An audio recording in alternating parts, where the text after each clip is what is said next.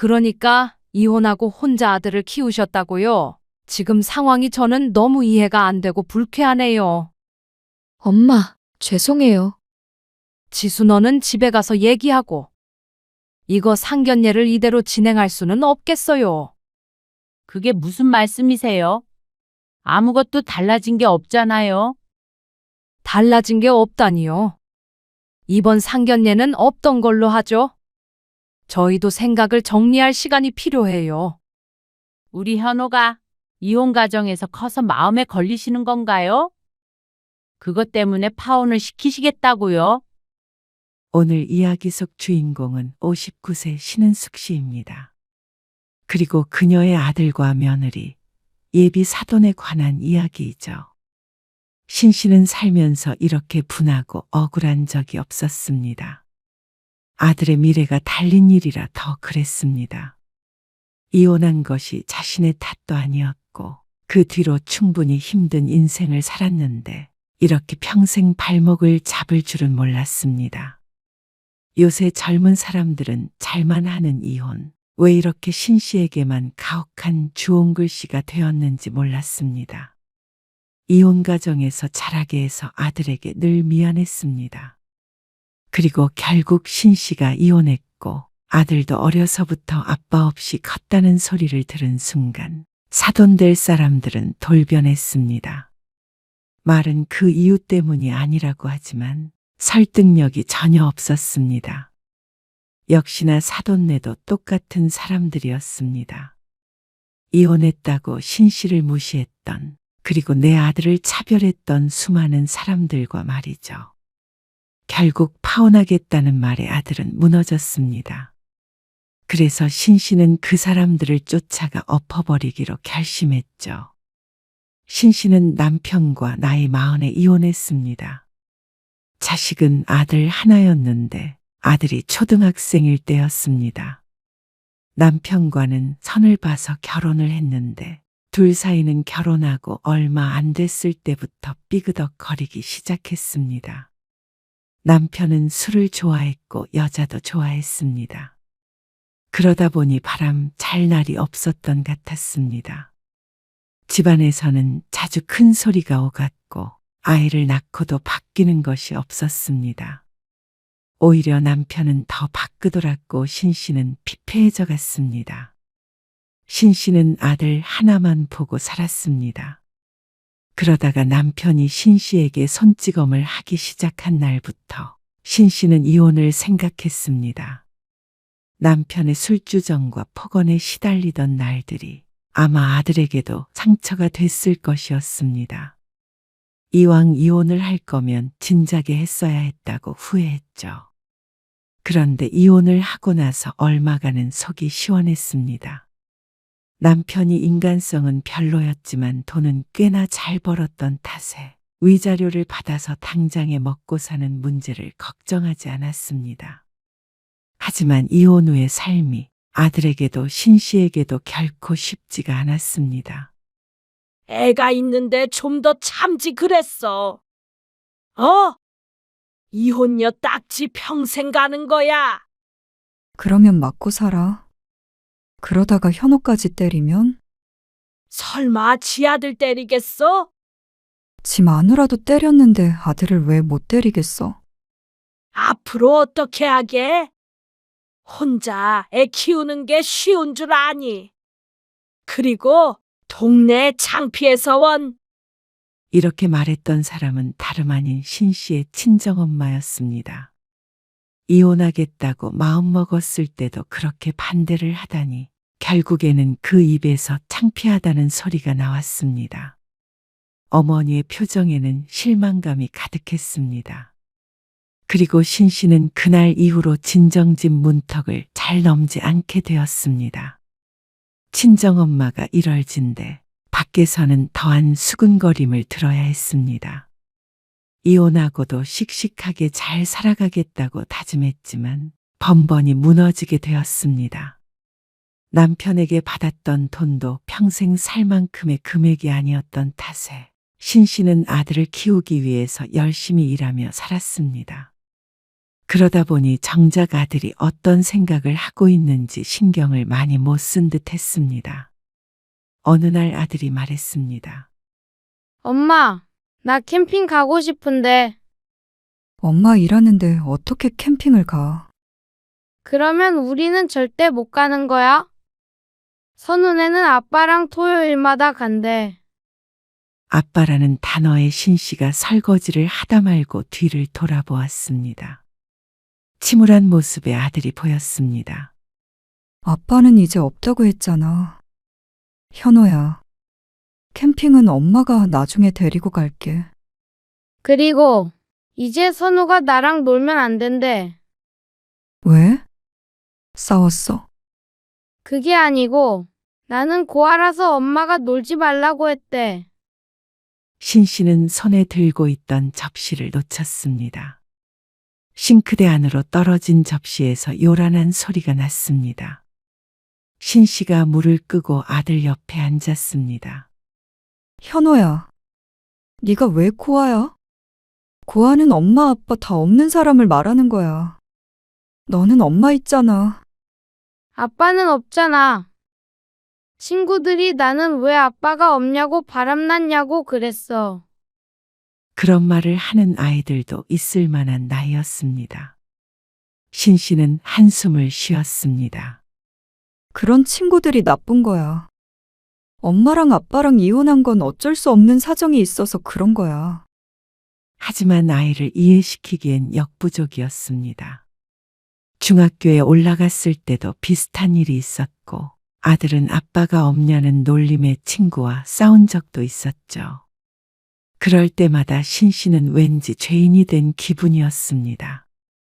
자신의 선택이 잘못됐다고 생각한 적은 없지만 어쩌면 나만을 위한 선택이었나 싶을 때도 있었죠. 그로 인한 피해자는 내 아들이 아닌가 싶었습니다. 그래서 아들이 바르게 자라준 게 정말 고마웠습니다.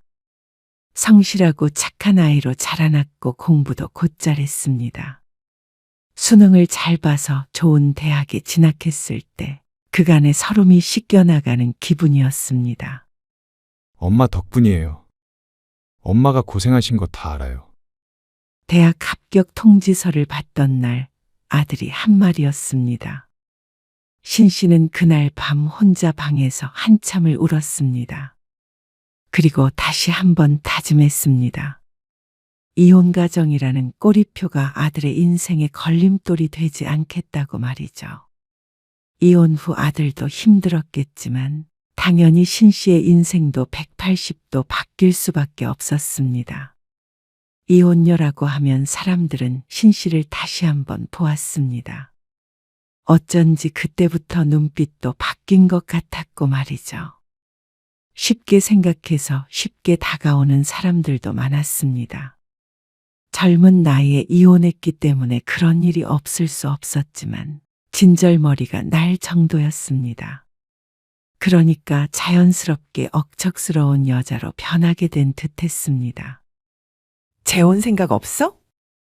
가끔 주변에서 묻곤 했습니다. 하지만 그럴 때마다 신씨는 고개를 가로저었습니다. 그런데 아들을 대학에 보내고 나니까 신씨도 어느 정도 마음의 여유가 생겼습니다. 그리고 아들이 군대에 다녀오고 대학을 졸업하기 전 신씨에게도 새로운 인연이 찾아왔습니다. 아들이 30이 넘은 지금 신씨도 연애를 한 지 꽤나 오랜 시간이 흘렀습니다. 하지만 신씨는 여전히 함께 살거나 재혼 생각은 없었습니다.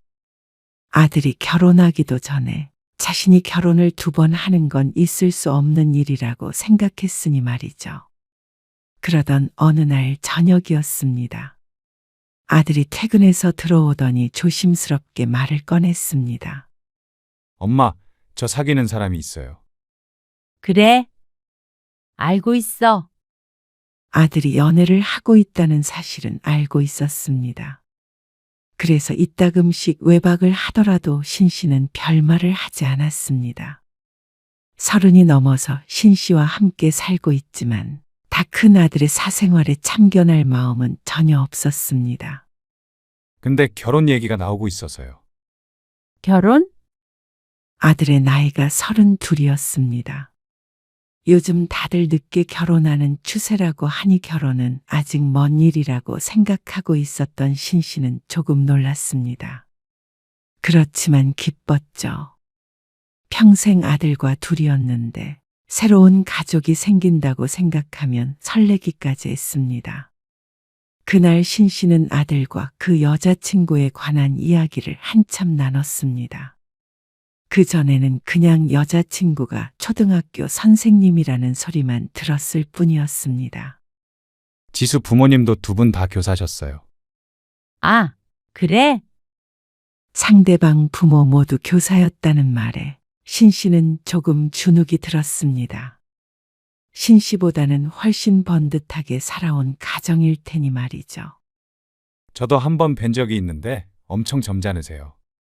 아들은 존경스럽다는 듯이 말했습니다. 하지만 어쩐지 신 씨의 머릿속은 복잡했습니다. 교사라는 직업이 주는 이미지 때문인 것 같았습니다. 신 씨의 경험에 의하면 대부분의 교사들은 고지식하고 정도를 벗어난 것을 못 견뎠으니 말이죠. 그래? 훌륭한 집안이네. 그리고 두 분 다 기독교세요. 기독교? 그러면 너도 교회 다녀야 하는 거야? 신 씨의 물음에 아들이 웃으며 고개를 가로저었습니다. 아니에요. 지수도 어릴 때 교회 다니다가 이제 안 다닌대요. 저한테도 강요할 생각 없다고 하셨고요. 그건 다행이라면 다행이었지만 기독교라는 말이 신 씨의 마음을 더 무겁게 만들었습니다. 잘은 몰라도 기독교에서는 이혼은 죄가 아닌가 하는 생각이 들었습니다. 여러모로 아들의 결혼에는 마음에 걸리는 부분들이 있었습니다. 아들은 전혀 걱정이 없는 것 같았습니다. 아마 신 씨 같은 생각은 못하고 그저 예쁘고 착한 애인과 결혼을 하고 좋은 장인장모를 만났다고 좋아하는 것 같았죠. 그리고 바로 며칠 뒤 주말이었습니다. 친구 딸의 결혼식에 참석하게 되었습니다. 몇몇 아는 얼굴이 보여 인사를 하고 자리에 앉았습니다. 그런데 눈에 띄는 점이 하나 있었습니다. 상대방 남자 쪽 혼주석 하나가 빈 상태였습니다. 아버지만 보였죠. 어머, 저기에 삼촌이나 누구라도 좀 앉혀놓지. 왜 비워놨대? 주변 사람들이 수군거리는 게 들렸습니다. 앉힐 만한 사람이 없나 보지. 이혼했나? 사별했을 수도 있지. 신 씨는 순간 얼굴이 헬쑥해졌습니다. 어쩐지 미래의 자신을 보는 것 같았습니다. 나쁜 말을 나누는 것은 아니었지만 어쨌거나 혼자 앉아있는 자신을 보고 누구든 이렇게 수군거릴 수 있다는 말이었습니다. 그 뒤부터는 예식이 어떻게 진행이 되는지 눈에 잘 들어오지 않았습니다. 머릿속에는 오로지 아들과 결혼이라는 두 글자만 둥둥 떠다녔죠. 아들이 좋은 사람을 만난 것은 기쁜 일이지만 막상 결혼을 한다고 하니까 상대 집안이 자신들을 어떻게 볼지가 걱정이었습니다. 게다가 교사 출신의 기독교라면 이혼 가정이라는 사실을 듣고도 결혼을 시킬지 의문이었습니다. 요새 이혼이 별거냐? 그게 뭐가 어떻다고 이런 고민을 하냐고 생각하는 사람도 물론 있겠죠. 하지만 그건 신 씨의 인생을 살아보지 못해서 하는 말이었습니다. 이혼이라는 두 글자에 색안경부터 끼고 보는 사람들이 세상엔 많았으니 말이죠. 토요일은 그렇게 지나갔고 다음 날인 일요일에는 또 다른 약속이 있었습니다. 오래 알아온 친구였는데 오랜만에 만나 차 한잔 하기로 했습니다. 그러다가 토요일에 있었던 결혼식 얘기가 나왔습니다. 같이 아는 지인이었는데 친구는 일이 있어서 축의금만 했다고 들었습니다. 근데 남자 쪽은 혼주석에 엄마밖에 안 앉아 있더라고. 어머, 그래? 사별했나? 재혼은 안 했나 보다. 그런가? 근데 재혼보다는 혼자인 게 낫긴 하지. 여자 입장에서는 남편 부모님도 아닌데 시아버지 대접해야 하잖아. 그리고 이혼한 거면 진짜 시아버지도 있을 거고. 아이고, 속 시끄럽다. 친구의 말에 어쩐지 신 씨의 가슴이 덜컥 내려앉았습니다. 그러다가 친구가 말했습니다. 그러니까 애들이 애인 생겼다고 하면 부모부터 물어봐야 하나 봐. 아무리 시대가 바뀌었어도 좀 그럴 수 있잖아. 왠지 정상적인 가정에서 자란 애들보다 가정교육이 잘 안 돼 있을 것 같고, 또 말을 잇던 친구가 번뜩하며 말을 멈췄습니다. 긴 정적이 흘렀습니다. 친구가 눈을 굴려 신 씨의 눈치를 봤습니다. 신나게 말을 하다 보니 뒤늦게 깨달은 것 같았습니다. 신 씨도 오래전에 이혼을 했다는 사실을 말이죠. 너 우리 현호 가정교육 못 받은 거 같니? 어머, 은수가 그런 게 아니고. 현호 훌륭한 거 당연히 알지. 그럼 우린 비정상적인 가정이야? 그러자 친구가 변명거리가 없겠구나 싶었는지 입을 다물었습니다. 얼굴엔 미안하다는 표정이 한가득이었지만 신 씨의 마음을 달랠 수는 없었습니다. 신 씨는 이번이 마지막 만남이 되겠구나 싶었습니다. 아쉽지 않았습니다. 이렇게 잃은 인간관계도 그동안에 몇 번은 됐으니 말이죠. 다만 이 친구도 그런 생각을 한다면 아들 여자친구의 부모님도 충분히 그런 생각을 할 수 있다는 것이었습니다. 아들이 그 여자친구를 너무나 좋아하는 게 눈에 빤히 보였습니다. 직업도 괜찮고 참한 아가씨인 것 같아서 신 씨도 며느리 삼으면 좋겠다고 생각했습니다. 그런데 자신의 이혼이 자꾸만 마음에 걸렸습니다. 입장을 바꿔서 신 씨 자신이었어도 그랬을지도 몰랐습니다. 대놓고 반대하진 않아도 꺼림칙한 느낌을 받았을 수도 있었죠. 사람의 마음은 모르는 일이었습니다. 주말 동안에 신 씨는 머릿속으로 생각을 정리했습니다. 마음속으로 어떤 결심이 섰습니다. 이혼한 뒤부터 늘 꼬리표가 따라다녔는데 세상은 변하지 않았습니다. 그래서 신 씨는 아들이 결혼식장에 들어갈 때까지만이라도 이 꼬리표를 숨기고 있기로 마음먹었죠. 보름쯤 뒤에 아들이 여자친구를 데리고 집으로 왔습니다. 단정한 차림의 어여쁜 아가씨였습니다. 예의 바르고 똑똑해 보이는 누가 봐도 탐낼 만한 며느리감이었습니다. 신 씨는 정성껏 차린 저녁을 먹으며 이런저런 이야기를 나눴습니다. 그리고 식사가 끝나갈 무렵 신 씨가 물었습니다. 지수야, 혹시 현호 아빠 없는 건 알고 있지? 그러자 지수는 고개를 끄덕였습니다. 네. 현호 씨한테 들었어요. 어머니 혼자 현호 씨 키우시느라 고생 많으셨다고요. 지수의 조심스러운 대답에 신 씨는 잠시 망설이다가 말했습니다. 근데 그 얘기는 당분간 너희 부모님한테는 안 드렸으면 해. 그러자 지수는 다소 놀란 듯 눈을 동그랗게 떴습니다. 어째서 신 씨가 이런 말을 하는지 이해하지 못하는 표정이었을 비웁니다. 신 씨는 부드럽지만 단호한 목소리로 대답했습니다. 아무래도 그런 쪽에 편견이 있을 수가 있잖아. 나중에 차차 얘기 드리면 되니까 당분간은 말씀드리지 마. 혹시나 물어보시면 외국에 장기 출장 가셨다고 해. 장기 출장이요? 엄마, 왜? 그래. 그렇게 해. 우선은 네. 납득하지 못하는 표정이었지만 결국 고개를 끄덕였습니다. 그제서야 신 씨는 안심을 했습니다. 그런데 지수가 돌아간 뒤에 아들이 신 씨를 붙들고 물었습니다. 그걸 왜 비밀로 해요? 말했잖아. 사람들 편견은 무서워. 남도 아니고 결혼할 건데 말씀을 안 드릴 수는 없잖아요. 저는 먼저 나서서 저희 부모님은 이혼하셨습니다. 라고 할 필요는 없을지 몰라도 물어보시면 당연히 말씀은 드려야 한다고 생각해요. 물론 끝까지 숨기자는 건 아니야. 상견례하고 좀 더 서로에 대해서 알게 되면 그때 말하면 되잖아. 상견례 할 때까지도 속이자고요? 그건 아니죠. 거봐. 너도 엄마가 이혼한 사실이 결혼에 지장이 있을까봐 말해야 한다는 거잖아.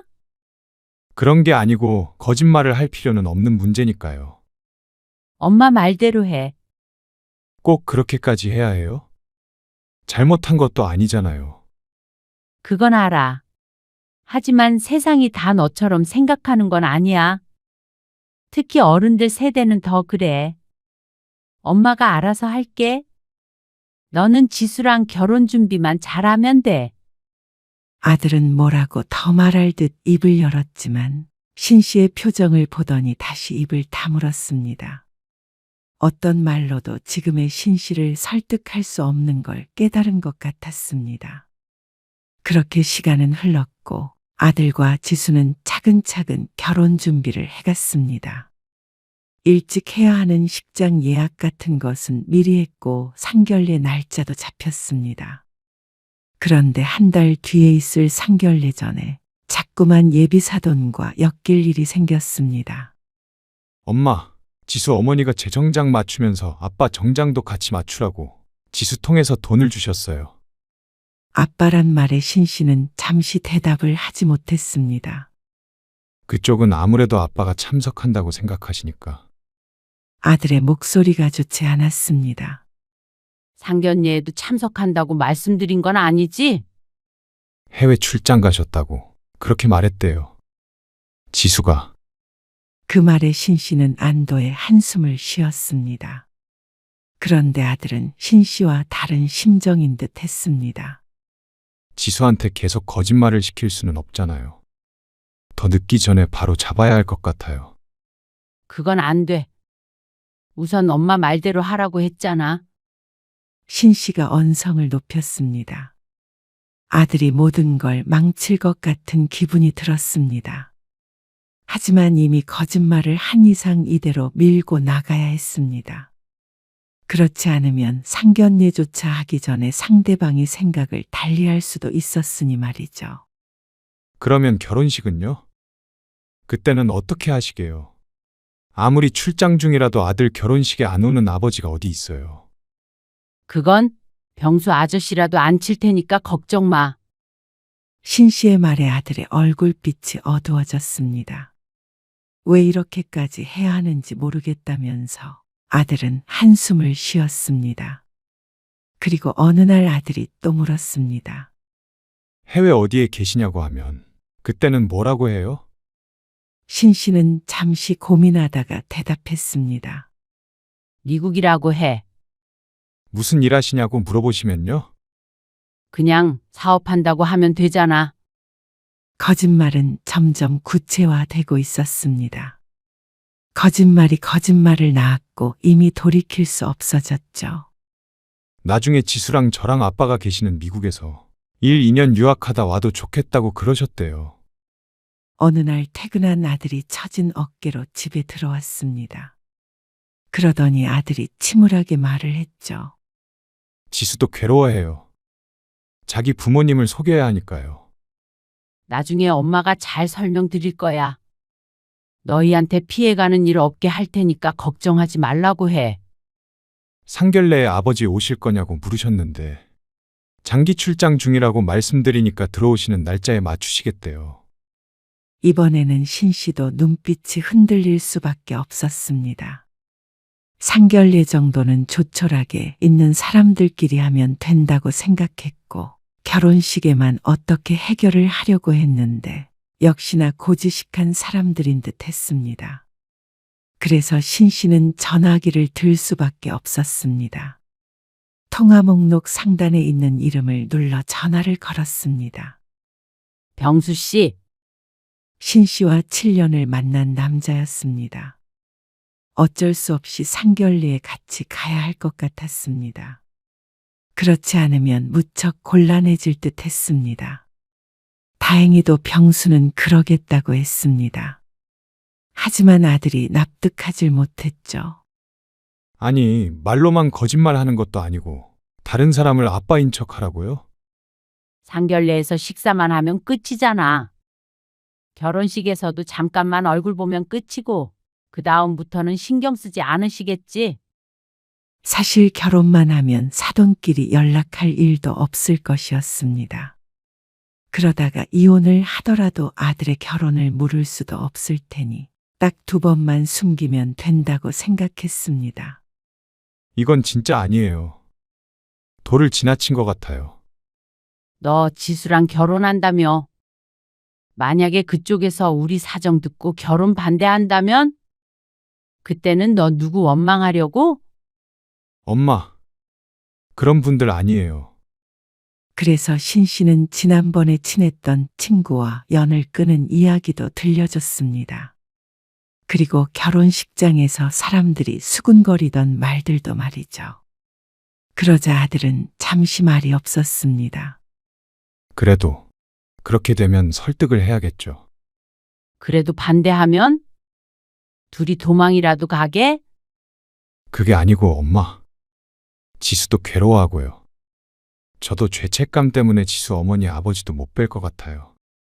안 될 것 같아요. 이번 주에 제가 찾아뵙고 말씀드릴게요. 죄송하다고 무릎이라도 꿇고. 절대 안 된다니까?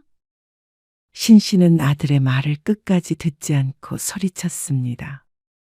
엄마 죽는 꼴 보고 싶으면 그렇게 해. 엄마, 엄마는 어떻게든 너 잘 되라고 이러는 거야. 왜 엄마 마음을 몰라주니?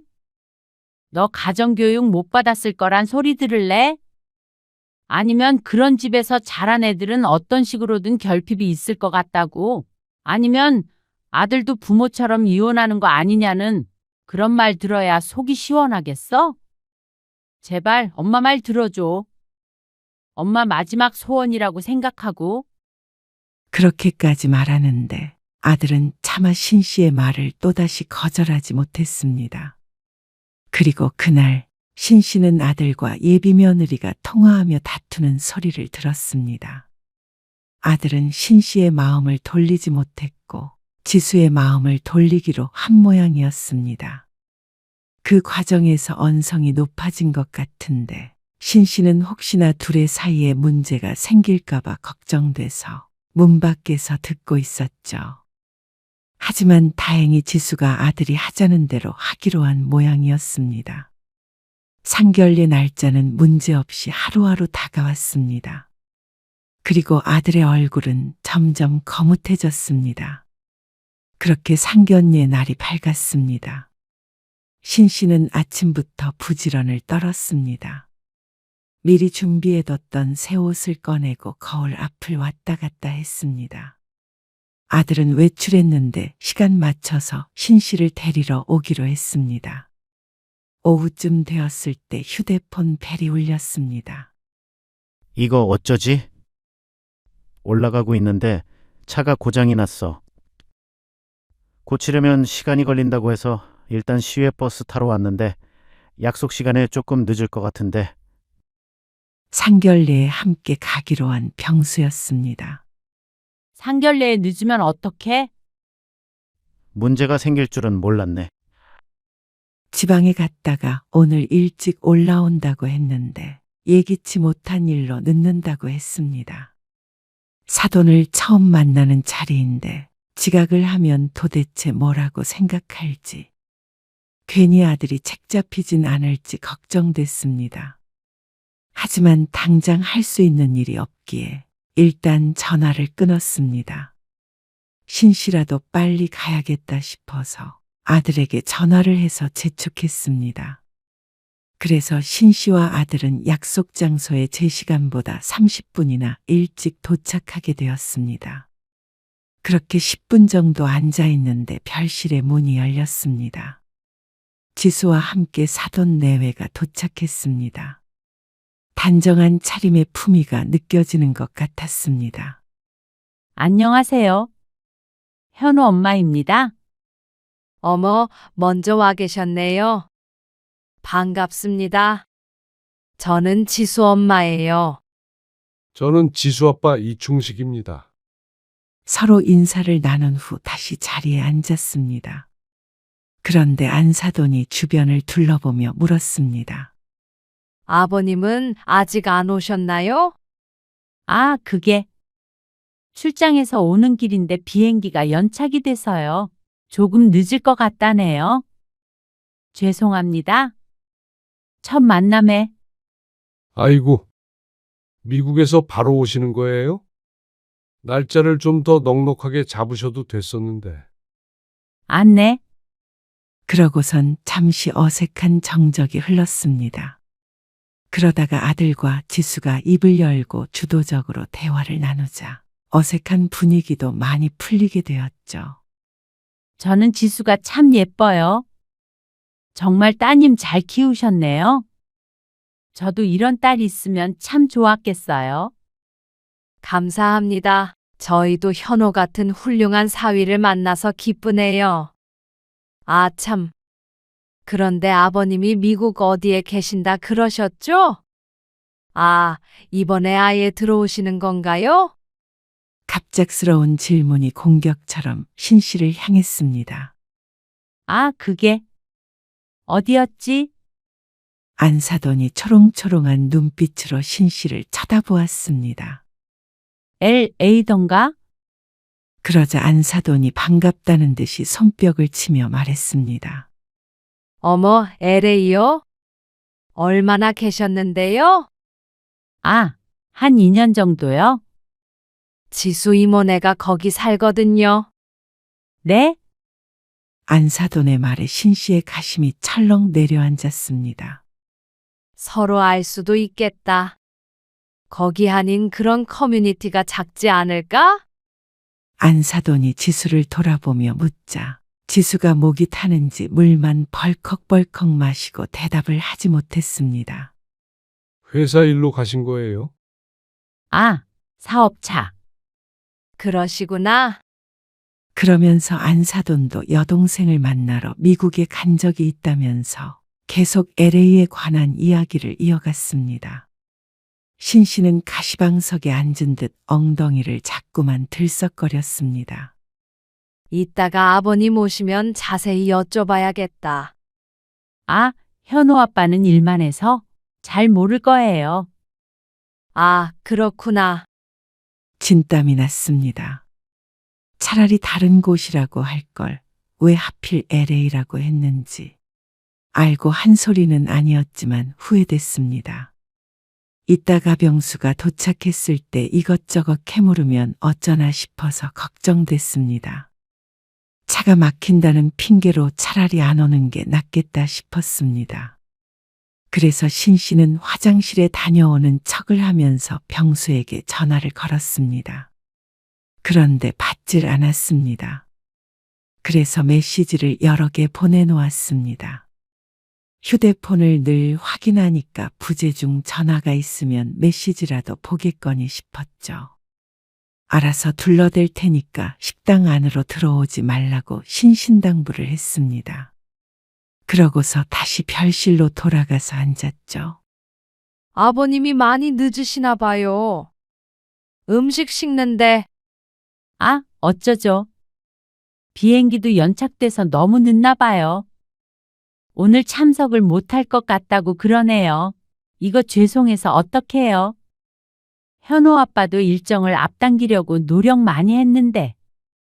멀리 계신데 무리하게 날짜를 잡았나 봐요. 미리 알았으면 다음 주로 했을 텐데 다음에 한번 같이 봬요. 그렇게 할게요. 그런데 그렇게 대화를 나눈 지 10분도 안 돼서 병수가 도착했습니다. 어? 별실 안에 있는 모두가 놀랐습니다. 신 씨가 가장 놀랐고 말이죠. 아, 이거 늦었습니다. 저는 현호 아빠 되는 사람입니다. 아, 안녕하세요. 못 오신다고 들어서. 네? 아니요. 아빠가 상견례에 안 오면 되겠습니까? 남자가 신 씨 옆에 앉아서 생글생글 웃었습니다. 사돈 내외는 어리둥절해 보였습니다. 아, 차가 많이 막힌다고 그러더니 왔네요. 어? 아, 갑자기 안 막혀가지고. 너무 잘 됐네요. 안 그래도 꼭 뵙고 싶었어요. 분위기는 다시 화기애애해졌습니다. 물론 신 씨와 아들 며느리를 제외하고서 말이죠. 그런데 일이 이렇게 될 줄은 몰랐습니다. 미국에서 바로 오셨으면 너무 피곤하시겠어요. 아, 비행기에서 푹 잤습니다. 사실 지수 이모가 미국에 살거든요. 아, 그래요? 어디에 계시죠? 저는 시카고 아시죠? 시카고예요. 네? 시카고요? 순간 찬물을 뿌린 듯 정적이 흘렀습니다. LA라고 들었는데. 그러자 신 씨가 병수와 눈이 마주쳤습니다. 아, 예. LA에도 있었고 여기저기 돌아다니고 있어서요. 서둘러 해명하려고 하는데 상대방이 고개를 갸웃거리는 게 보였습니다. 자꾸만 뭔가가 어긋나는 듯한 느낌을 받은 모양이었습니다. 그런데 바깥사돈이 자꾸만 남자에게 개인적인 질문을 했습니다. 딴에는 친해지고 싶어서 그런 것 같았는데 대화를 나누면 나눌수록 미천이 드러나는 것 같았습니다. 병수가 신 씨와 오래 만나긴 했지만 아들에 대해서 속속들이 알 수는 없었으니 말이죠. 그리고 결혼하면 신혼집은 어떻게 할 건지, 혼수나 예단 같은 것은 어떻게 할 건지. 병수를 향해 물었습니다. 그러면 병수는 그때마다 신 씨의 눈치를 보며 허둥지둥했습니다. 누가 봐도 허술하고 수상했습니다. 신 씨가 무마하느라 애를 많이 썼죠. 그런데 어느샌가부터 아들과 지수는 말이 없었습니다. 아버님은 그러면 이제 계속 한국에 계시는 건가요? 아, 그게요. 엄마, 어? 현우 씨 아버님은 여기 안 계세요. 그게 무슨 말이야? 지수 말이 맞습니다. 저희 어머니는 제가 어렸을 때 이혼하셨어요. 그때부터 아버지와 연락한 적 한 번도 없이 남처럼 살았습니다. 그래서 결혼식에도 오지 않으실 거고요. 정적이 흘렀습니다. 신 씨는 귀신이라도 본 것 같은 표정으로 아들을 쳐다보았습니다. 아들이 어떻게 이렇게 자신을 배신할 수 있나 싶었습니다. 이렇게 되면 지금까지 애써서 말을 지어낸 신 씨의 노력이 뭐가 되나 싶었습니다. 신 씨가 눈을 크게 뜨고 아들을 쳐다보았습니다. 아니, 그럼 이게 무슨 말이야? 그럼 여기 계신 분은 누구? 저희 어머니랑 만나고 계신 분이에요. 어머, 그러면 지금까지 하신 말씀이 다 거짓말이었다는 건가요? 박간사돈의 불편함이 가득 담긴 목소리에 신 씨가 애써 대꾸했습니다. 그게 아무래도 이혼했다고 하면 인식이. 아니, 그걸 지금 말씀이라고 하세요? 어떻게 상견례에 다른 사람까지 데리고 와서 속일 생각을 하시는지. 기가 막히다는 듯이 물을 벌컥벌컥 마시는 모습에 신 씨는 눈을 질끈 감았습니다. 죄송합니다. 처음부터 나쁜 마음으로 그런 건 아니었지만 다 제 잘못이에요. 아들이 고개를 숙였습니다. 하지만 사돈 내외는 단단히 화가 난 것 같았습니다. 그러니까 이혼하고 혼자 아들을 키우셨는데 그렇게 말하면 저희가 반대라도 할까봐 거짓말 하셨다는 말씀이시잖아요. 그게 아니고 그게 맞는 것 같은데요. 지금 상황이 저는 너무 이해가 안 되고 불쾌하네요. 엄마, 죄송해요. 너는 집에 가서 얘기하고. 이거 상견례를 이대로 진행할 수는 없겠어요. 그게 무슨 말씀이세요? 아무것도 달라진 게 없잖아요. 달라진 게 없다니요. 이번 상견례는 없던 걸로 하죠. 저희도 생각을 정리할 시간이 필요해요. 그러자 신 씨의 가슴에 불길이 일었습니다. 우리 현호가 이혼 가정에서 커서 마음에 걸리시는 건가요? 신 씨가 따져 물었습니다. 그러자 안사돈은 고개를 저으며 말했습니다. 미리 말씀을 안 하시고 속이 부분이 더 문제죠. 그러니까 그건 더 문제고 어쨌거나 이혼한 것도 문제가 된다는 말씀이시잖아요. 아니 어떻게 그렇게 말꼬리를 잡으세요? 지금 직접 그렇게 말씀하신 거잖아요. 거보세요. 이래서 제가 숨기려고 했던 거예요. 다들 색안경을 끼고 보니까 우리 현호 가정교육 못 받았다고 하니까 그러자 사돈이 한숨을 쉬었습니다. 그런 생각해 본 적 없어요. 그건 모르겠고 지금 현호 어머님이 대단히 큰 실수를 하셨다는 건 알겠습니다. 이런 큰 거짓말을 하시는 분이 다른 건 또 거짓말 안 하셨을지 어떻게 알아요? 아니, 현호가 이혼을 한 것도 아니고 제가 이혼을 한 건데 그걸 왜 꼭 솔직하게 말해야 하죠? 그건 제 마음이잖아요. 사생활이고 가족 관계를 솔직하게 말 못하는데 어떻게 사돈을 맺습니까? 묻지 않아서 먼저 말하지 않는 것과 적극적으로 속인 것은 엄연히 다르죠. 그리고 색안경 낄까봐 그랬다고 하시는데 어머님 모습 보니까 없던 편견도 생길 것 같네요. 지금 이혼했다고 상견례 없던 일로 하자고 그러시는 거잖아요. 그리고 기독교라고 하셨잖아요. 그러면 당연히 이혼 가정을 싫어하실 거 아닌가요? 요점이 그게 아니죠. 저희는 그걸 속인 부분이 잘못됐다는 겁니다. 그리고 오히려 편견을 가지고 마음대로 상대를 판단하고 계신 건 그쪽인 것 같네요. 아니에요. 지금까지 살면서 얼마나 서름을 받았는 줄 아세요? 이혼 가정이라고. 아빠 없는 아이라고요. 엄마, 제발 그만해요. 부탁이에요. 아들의 목소리가 떨렸습니다. 이만 일어나시죠. 추후의 이야기는 애들 통해서 합시다. 이 결혼 이대로 엎으시려는 건가요? 그건 생각을 좀 해봐야겠네요. 저희 아들이 뭘 잘못했다고요? 그저 부모가 이혼했다는 이유만으로 차별받아야 해요? 도저히 말이 안 통하네요. 결국 다 똑같아요. 이럴 줄 알았어요. 하지만 이미 상황은 돌이킬 수 없는 지경에 이르렀습니다. 남자는 난감한 표정으로 앉아 있었고 아들은 망연자실한 표정으로 서 있었습니다. 그리고 지수 가족은 문을 열고 나갔습니다. 결국 신 씨는 테이블 앞에 앉아 허탈한 한숨을 쉬었습니다. 엄마, 진짜 엄마가 원한 게 이거였어요? 너희가 거기에서 폭로만 안 했어도 이렇게 안 돼. 아저씨까지 불러서 엄마가 얼마나 노력했는데. 그게 노력이에요? 그게 저를 위한 거라고요? 아니에요. 엄마가 망친 거예요. 그러자 신 씨의 눈앞이 빨갛게 변하는 기분이었습니다. 아들마저도 자신의 탓을 했습니다. 신 씨의 모든 행동은 오로지 아들만을 위한 것이었습니다. 아들 서럽지 말라고, 원하는 결혼하라고.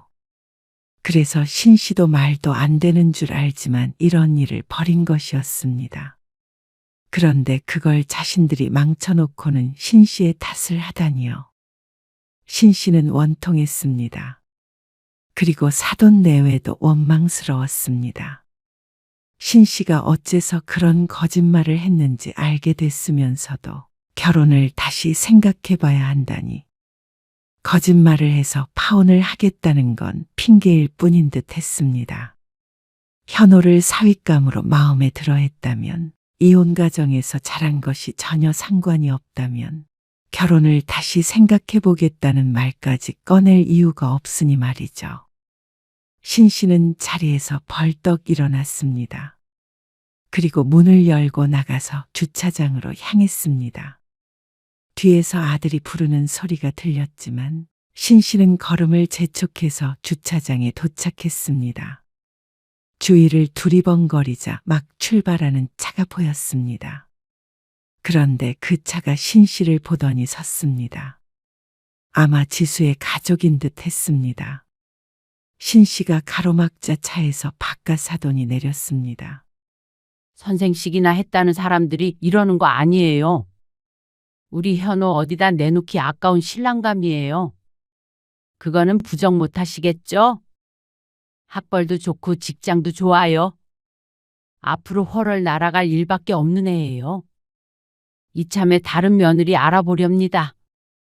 부모가 꽉 막힌 걸 보니까 자식도 그러겠죠? 지수도 선생님이잖아요. 이 결혼 내가 엎어요. 엄마, 아들이 혼비백산에서 뛰쳐나왔습니다. 왜 이러시는 거예요? 왜 자꾸만 일을 악화시키세요? 너도 마음 고쳐 먹어라. 이런 집이랑 얽히는 거 아니야? 너도 너의 가치를 알아봐주는 사람을 만나야지. 엄마, 도대체 왜 그러는데요? 이혼했다고 아무도 뭐라고 안 했어요. 엄마 혼자 자격지심에 그런 거잖아요. 뭐? 내가 결혼을 하든 안 하든 이제 엄마는 이 일에서 빠지세요. 신 씨는 크게 충격을 받았습니다. 설마 아들이 자신에게 이런 말을 할 줄은 몰랐습니다. 저리 가세요. 차 지나가게. 엄마 때문에 이 결혼하고 싶어도 못할 것 같아요. 그리고 그건 전부 엄마 탓이에요. 현호야, 혹시라도 결혼을 하게 된다고 하더라도 안 오셨으면 좋겠어요. 신 씨는 아들 손에 의해 길목에서 비켜서게 되었습니다. 그러자 바깥 사돈이 그런 신 씨를 응시하더니 다시 차에 올라탔습니다. 그리고 차가 그대로 지나갔습니다. 신 씨는 처량하게 집으로 돌아왔고 아들은 그날 이후로 집에 들어오지 않았습니다. 그리고 며칠 뒤에 신 씨가 집을 비운 사이에 짐을 가지고 나갔습니다. 아들에게 아무리 전화를 해도 받지 않았습니다. 신 씨는 아무리 생각해도 억울했습니다. 자신이 뭘 잘못했는지 몰랐습니다. 누구에게도 해를 끼치지 않는 선의의 거짓말이었는데 왜 모두가 자신을 비난하는지 알 수 없었습니다. 그리고 열흘쯤 뒤에 아들에게서 전화가 왔습니다. 너 어디니? 그냥 혼자 지내고 있어요. 지수랑은? 어떻게 하기로 했어? 일단 서로 생각할 시간을 갖기로 했어요. 결혼을 반대한다고 했지만 막상 아들의 입으로 들으니 가슴이 내려앉았습니다. 그것 봐. 결국 이렇게 된다니까? 그냥 처음부터 솔직했으면 됐잖아요. 또 그 얘기니? 저는 한 번도 엄마가 이혼했다는 사실을 부끄러워한 적이 없어요. 오히려 엄마가 저 혼자 키우신 게 자랑스러웠어요. 근데 처음으로 엄마가 부끄럽고 밉네요. 현호야, 그렇게 전화가 끊어졌습니다. 그 뒤로 아들은 또 전화를 받지 않았습니다. 결혼을 안 하기로 결정했다는 연락도 아니면 화해하고 다시 만나기로 했다는 연락도 없었습니다. 그리고 한 달쯤 지났을 때 메시지를 받았습니다. 결국엔 헤어지기로 했다는 말이었습니다. 상대 부모님은 알아서 하라고 했지만 지수가 결혼을 망설였다고 했습니다. 딱 그렇게 적혀 있었는데 어쩐지 아들이 자신을 비난하고 있는 것만 같아서 신 씨는 두려운 마음이 들었습니다. 이대로 아들과의 연도 끊길 것 같았습니다. 아들은 아주 나중에 연락을 하겠다고 마지막 메시지를 보냈습니다. 신 씨는 모든 걸 잃은 기분이었습니다. 아들의 마음이 언제 풀릴지 몰랐습니다. 그렇게 하염없이 기다려야 하는가 싶으니 끔찍한 기분이었습니다. 하지만 이미 엎질러진 물이었고 신 씨가 아무리 노력해도 주워 담을 수 없었습니다. 때로는 자신의 마음을 헤아려 주지 못하는 아들을 원망하고 때로는 그 순간 참지 못했던 스스로를 욕하고 때로는 아들을 그리워하며 그렇게 신 씨의 시간이 느리게 흘렀습니다.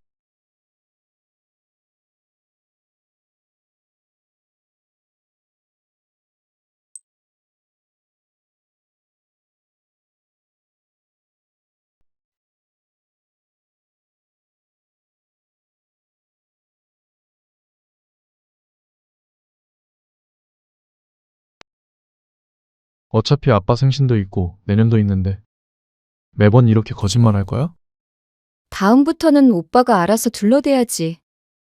그걸 왜 나한테 물어봐? 어떻게 둘러대라는 거야? 그럼 내가 시부모님 생일까지 챙겨야 한다는 거야? 은정이 너한테 생일상 차리라고 한 것도 아니잖아. 이렇게 만나다 보면 결국 그런 것도 원하시게 되겠지. 더 나이 들면 나 진짜 질색이야. 그런 거 알지? 밥 한 끼 먹고 헤어지는 건데도 싫어? 그런 자리 진짜 싫다니까. 며느리 입장에서는 같이 밥 먹는 것 자체가 스트레스인 걸 왜 이해를 못 해줘? 앉아서 눈치 보고 말 조심하고. 지난번에는 명절만 참아달라고 그러더니 이번엔 생일이면 그 다음은? 어버이날도 가고 여름휴가에도 가고 그러게? 나 며느리라는 이유로 그런 것까지 할 생각 없어. 나는 딱 명절까지만이야. 알지? 오늘 이야기 속 주인공은 59세 박경희 씨입니다. 그리고 그녀의 아들과 며느리에 관한 이야기이죠. 박 씨는 위기가 찾아오니 인생을 되돌아보게 되었습니다. 남편에 대한, 자식들에 대한 소중함에 대해 다시 생각하게 됐죠. 그런데 위기가 찾아오니까 아무리 부모 자식 사이라도 나이 들면 남보다 못한 사이가 될 수 있구나 라는 걸 깨닫기도 했습니다. 처음으로 박 씨의 생일에 밥 한 끼 먹자고 했더니 그토록 진저리를 칠 줄은 꿈에도 몰랐습니다. 생일상을 차려달란 것도 아니었고 거리가 멀어 시간이 오래 걸리는 것도 아니었습니다. 기껏해야 2시간 정도만 할애하면 박 씨의 바람을 들어줄 수 있는 것이었죠. 그런데도 그게 너무 싫어서 온갖 거짓말을 해대는 아들 며느리에게 오히려 박 씨가 진절머리가 났습니다. 시집에 관련된 일이라면 무엇이든 싫다는 며느리와 제 부모보다는 며느리가 무조건 우선이라는 아들. 그렇다면 부모만 애면 끌면 할 필요가 없었습니다. 의미가 없었습니다. 몸이 아프니 의미 없는 것에 목을 매며 시간을 낭비하고 싶지 않았습니다. 인생은 좋은 것만 보고 하고 싶은 것만 하며 살기에도 짧으니까 말이죠. 그래서 박 씨는 자식에 대한 사랑을 그만두기로 했습니다. 그 시간에 자신을 사랑하기로 했습니다. 박 씨는 아침 일찍 거울 앞에 한참을 앉아 있었습니다. 마음은 아직 청춘인데 자꾸만 자라나는 흰머리는 청춘이 지났다고 자기 주장을 하고 있습니다. 염색을 또 해야 될까봐. 아직 괜찮은데 뭘? 새로 나오는 머리는 죄다 흰색이야. 이제 환갑인데 어쩔 수가 없지. 대수롭지 않게 대답하는 남편이었지만 박 씨는 나름대로 심각했습니다. 남편이 흰머리 때문에 늘 염색할 때도 박 씨는 검은 머리가 났습니다. 그런데 불과 1, 2년 전부터 흰머가 잔뜩 나기 시작했습니다. 역시나 세월은 비켜갈 수 없구나 싶어서 거울을 볼 때마다 어쩐지 한숨이 나왔습니다. 박 씨는 화장대에서 일어나 버렸습니다. 이러다가는 외출을 못할 듯 해서 말이죠. 오늘은 박 씨의 생일이었습니다. 그래서 남편과 함께 영화를 보고 밥을 먹고 들어오기로 했습니다. 그때 휴대폰이 울렸습니다. 딸. 엄마, 생신 축하해요. 그래. 고마워. 어디 놀러 가요? 아빠랑 영화 보고 밥 먹고 하려고. 우리 정말 안 가도 되겠어요? 딸의 물음에 박 씨는 웃으며 대답했습니다. 엄마 아빠 생일은 데이트하는 날인 거 알지? 알죠. 선물도 보내지 말라니까 김서방이 신경 써서 그렇지. 그럼 좋은 시간 보내세요. 그래. 고마워. 박 씨 부부의 생일은 늘 조용했습니다. 자식들에게 부담이 될까봐 처음부터 박 씨 부부의 생일은 둘이서만 보내겠다고 못 박았습니다. 그렇다 보니 1년에 자식을 볼 수 있는 날은 많지 않았습니다. 명절이나 되어야 결혼한 아들, 딸 얼굴을 한 번씩 보곤 했죠. 물론 박 씨도 떠들썩한 분위기보다는 조용한 게 더 좋았습니다. 그러다가 문득 달력을 봤습니다. 다음 달에 은정이 생일이니까 까먹으면 안 돼요. 박 씨의 생일 한 달 뒤가 며느리 생일이었습니다. 그리고 그 다음 달이 작은 딸 생일이고 말이죠. 그 뒷장을 몇 번 더 넘기면 사위의 생일과 아들의 생일도 이어졌습니다. 박 씨는 그때마다 잊지 않고 생일을 챙겼습니다. 물론 다들 바쁘니까 만나서 선물을 주고 받을 시간은 없었습니다. 그리고 역시나 누구나 좋아하는 선물은 현금이었으니 그렇게 멀리서나마 마음을 표현하곤 했습니다. 박 씨는 그래야 자신의 마음이 편했습니다. 박 씨는 그날 남편과 좋은 시간을 보냈습니다. 근데 애들도 같이 오면 좋긴 했겠다. 남편과 함께 영화를 보고 남편이 생일 선물을 사준다기에 쇼핑도 하고 늦은 점심으로 남편이 인터넷으로 찾은 맛집에 갔습니다. 한식파인 남편이 웬일인지 양식을 먹자고 했는데 왠지 아들, 딸들이 좋아할 것 같았습니다.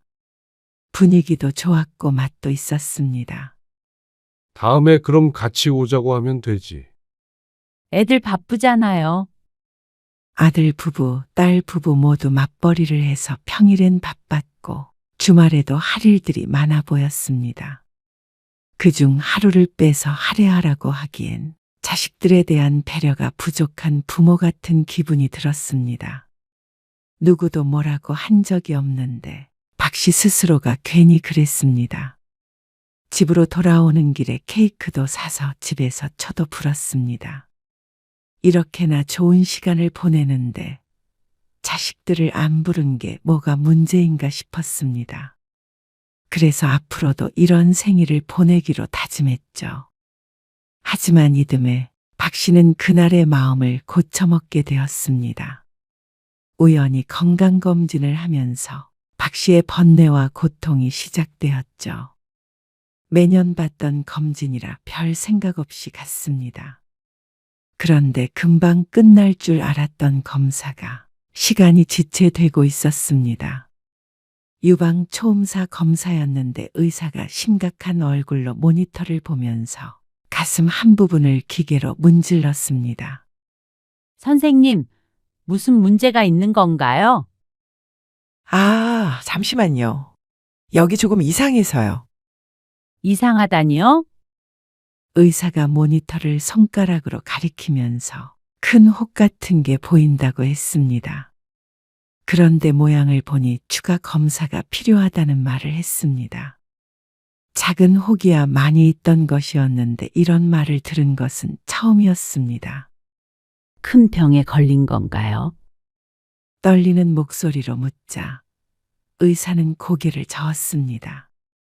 확실한 건 지금 알 수 없었고 검사를 해야 한다고 했습니다. 그리고 큰 병이 아닌 경우도 아주 많으니 걱정 말라는 식으로 안심을 시켰습니다.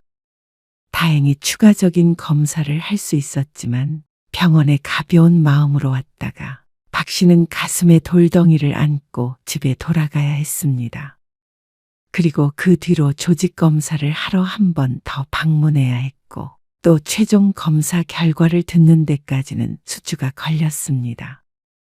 그리고 그 사이에 박 씨와 남편은 점점 불안해져 갔습니다. 남편은 일이 제대로 손에 잡히지 않는다고 했고 박 씨는 문득문득 숨이 막힐 때가 있었습니다. 별거 아닐 거야. 요즘에 오진이 얼마나 많어. 나도 그럴 거라고 생각해요. 뭐 아픈 곳도 없는데. 이번에 병원에 다녀오면 나랑 운동 좀 해. 건강하게 지내야지. 무서워서 살 수가 없네. 병원으로 향하는 길에 남편은 평소보다 말이 많았습니다. 초조해하는 박 씨의 마음을 풀어주기 위해서인 것 같기도 했고 본인 스스로도 긴장한 탓인 것 같기도 했죠. 유방암입니다. 그리고 의사의 진단에 박 씨도 남편도 말을 잃었습니다. 순간 머릿속이 하얗게 변했습니다. 암이라는 단어가 귓가에 맴돌았는데 잘못 들은 것이길 바랐습니다. 아직 초기라서 너무 걱정하실 건 없고요. 그러면 금방 고칠 수 있는 거죠? 장담은 못 드리지만 최선을 다해봐야죠. 그러면서 의사는 완치율이 높다고 했습니다.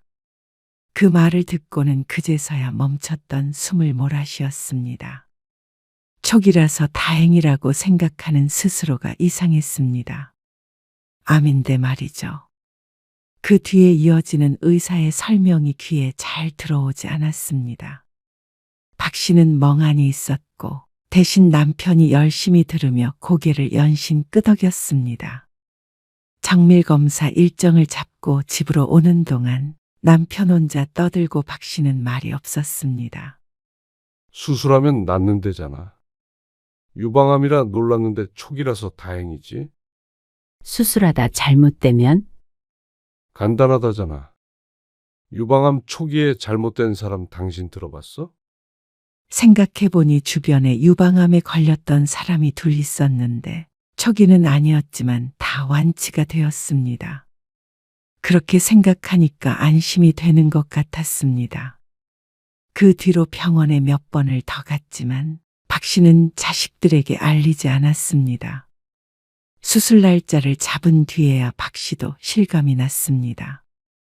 박 씨는 남편에게는 아무렇지도 않은 척했지만 속은 골마가는 기분이었습니다. 아무리 초기라도 암에 걸렸다고 한다면 가장 먼저 떠올리는 것이 죽음일 듯했습니다.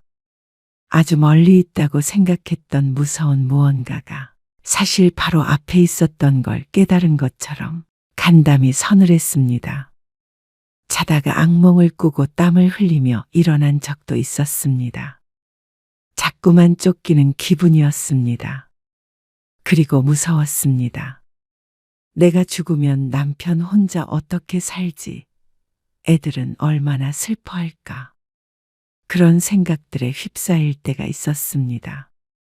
의사는 걱정하지 말라고 했지만 늘 최악의 상황을 상상하는 게 인간이니 말이죠. 우리 애들 보고 싶네. 그러자 문득 자식들이 보고 싶었습니다. 이제 수술을 해야 한다고 말을 해야 하는데 선뜻 말하기가 꺼려졌습니다. 왠지 말을 한다면 정말로 암 환자가 된 것처럼 느껴질 것 같았습니다. 내가 생각해 보니까 애들 다 크고 난 뒤부터는 같이 있던 날이 손에 꼽히는 것 같아요. 그렇게 생각해 본 적은 한 번도 없었지만 정말 생각해 보니 그랬습니다. 아들, 딸 모두 타 지역에서 대학을 나와서 기숙사 생활을 했고 졸업 후에 멀지 않은 곳에 살게 된 뒤로는 자취를 했기 때문에 자식이지만 많이 만나질 못했습니다. 박 씨 부부도 그러긴 했지만 자식들은 늘 바빴고 주말이나 명절이라고 집에 꼭 찾아오지도 않았으니 말이죠. 둘 다 결혼한 뒤로도 마찬가지였습니다. 명절에 2번 보는 것 외에는 크게 만날 일이 없었습니다. 만약 유방암이 완치되어서 건강하게 산다고 하더라도 30년을 더 살아도 자식들을 60번밖에 못 보고 죽는다는 것이었습니다. 그렇게 생각하니까 너무 충격적이었습니다. 자식들 부담스러울까봐 보고 싶어도 부른 적이 없었고 사위나 며느리 불편할까봐 찾아간 적도 없었습니다. 그런데 그렇게 이 눈치 저 눈치 보다가 죽을 때까지 자식을 100번도 못 본다고 생각하면 너무나도 슬펐죠. 남편에게 그 얘기를 했더니 남편도 잠시 말이 없었습니다. 계산해 보니까 그러네. 남편도 상당히 충격을 받은 것 같았습니다. 그러니까 유방암 걸렸다는 사실보다 그게 더 슬픈 거 있지. 유방암은 어차피 완치될 거야. 완치돼도 앞으로 자주 보면 되잖아. 남편의 말이 맞았습니다. 유방암에 걸리지 않았더라면 이런 생각도 하지 않았을 것 같았습니다.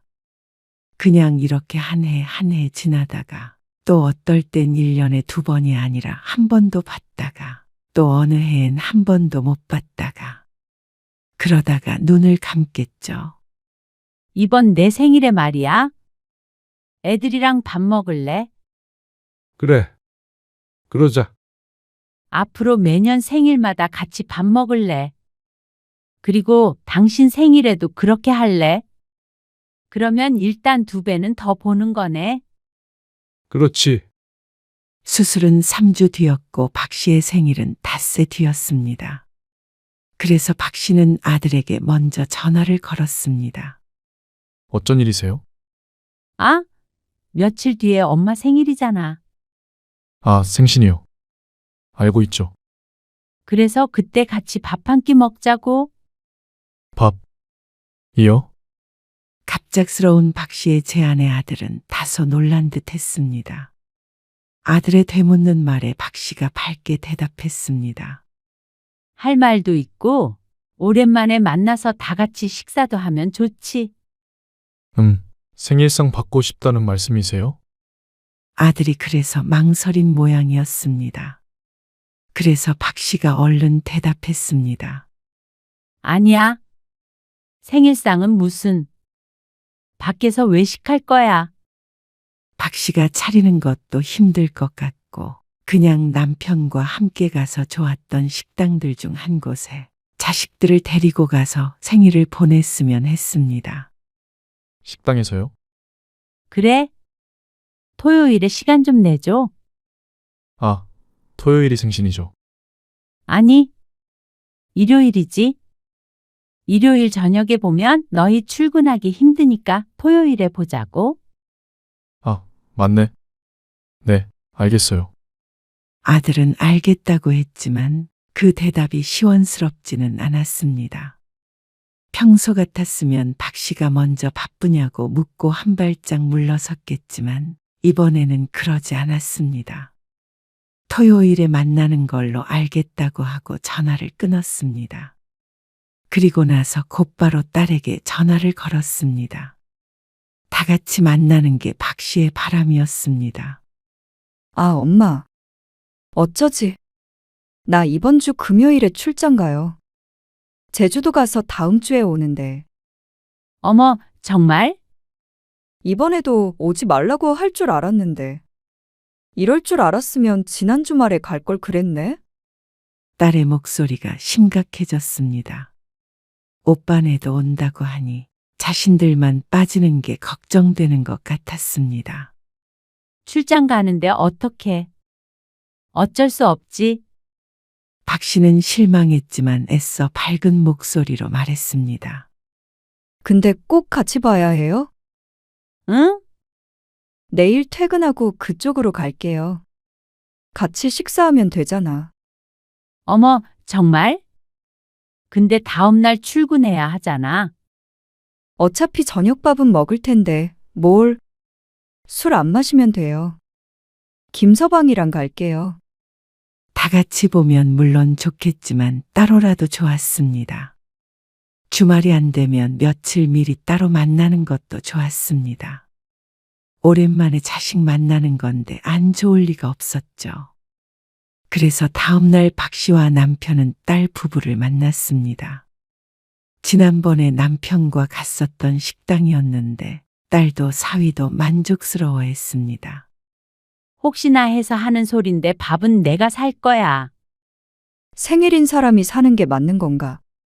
엄마가 초대한 거니까. 그러자 사위가 자신이 내겠다고 했습니다. 하지만 박 씨는 앞으로 자식들이 박 씨 부부의 생일에 초대받을 때마다 부담스러운 기분은 느끼지 않았으면 했습니다. 그러면 선물 드릴게요. 딸이 가져온 종이 가방을 건넸습니다. 아무것도 가져오지 말라니까. 정말 밥 한 끼만 먹고 싶었을 뿐이었습니다. 밥도 엄마가 사고 선물도 안 받으면 그게 무슨 생일이에요? 맞아요. 장모님, 그동안 저희 생일 때마다 선물로 용돈 보내주셨잖아요. 딸과 사위의 말에 박 씨는 눈시울이 붉어지는 것 같았습니다. 이렇게 만나길 참 잘했다는 생각이 들었습니다. 예지야. 사실 엄마가 말이야. 박 씨는 식사를 어느 정도 마친 뒤에 딸에게 운을 띄웠습니다. 차마 입이 떨어지지 않았지만 자식들 모르게 수술을 할 수도 없는 노릇이었습니다. 엄마가 유방암이래. 딸은 놀란 듯 눈을 크게 떴고 박 씨가 황급히 말을 이었습니다. 근데 초기야.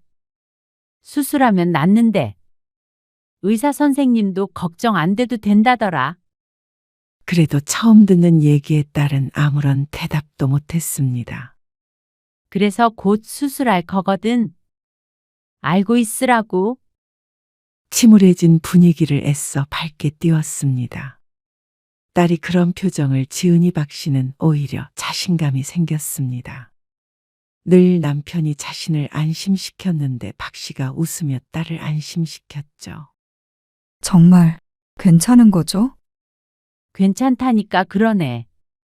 박 씨는 딸과 헤어지면서 집에 돌아가면서도 무척 들뜬 상태였습니다. 처음 검사를 받은 날부터 한 번도 이런 적이 없었는데 딸을 만나니까 무작정 다 잘 될 것만 같은 기분이 들었습니다. 나 수술 받고 나서는 당신 말대로 같이 운동 좀 해요. 식습관도 좀 바꿔야겠어? 그래. 그러자. 아, 주말에 식당 예약했어요? 토요일에? 했지. 아들과의 약속을 이틀 앞둔 날 밤이었죠. 박 씨는 기분 좋은 표정으로 잠에 들었습니다. 그런데 다음 날 저녁이었습니다. 아들에게서 전화가 왔습니다. 약속을 하루 앞둔 밤이었죠. 엄마, 죄송한데 내일 못 만날 것 같아서요. 어머, 왜? 갑작스러운 말에 박 씨는 놀라 되물었습니다. 그러자 아들이 무척 난처하다는 듯이 대답했습니다. 저는 회사에 일이 터져서 내일 출근해야 하고요. 은정이는 장모님이 갑자기 편찮으셔서 주말에 가서 뵈야 할 것 같아요. 뭐? 안 사두니? 네, 박 씨는 어안이 벙벙했습니다. 하루 전에 갑자기 이게 무슨 소식인지 몰랐습니다. 토요일에 출근해서 저녁 약속까지 지키지 못할 정도면 큰일이 나도 아주 큰일 같았고 무엇보다 문제는 안사돈이었습니다. 어디가 편찮으신데 그래? 심각한 거야? 박 씨의 목소리가 한껏 낮아졌습니다. 어쩐지 남의 일 같지가 않았습니다. 그냥 갑자기 일이 생긴 것뿐이라면 일요일 점심에 만나자고 하려고 했는데 그런 문제가 아니었습니다.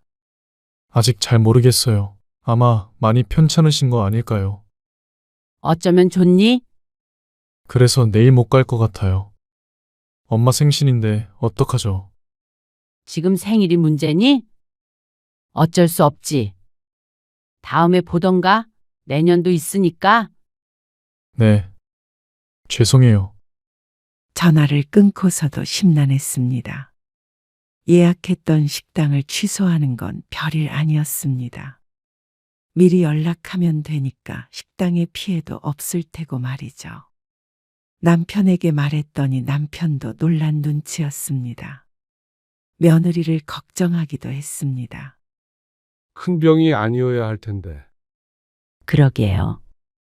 결국 박 씨는 아들 부부는 만나지 못했습니다. 식당은 취소를 했고 토요일은 아무 일 없이 넘어갔습니다. 일요일이 생일이었는데 정신이 없는 건지 아들 내외에게선 전화가 없었습니다. 아마 아들도 처가에 간 게 아닐까 싶었습니다. 한번 전화해 봐야 하지 않을까.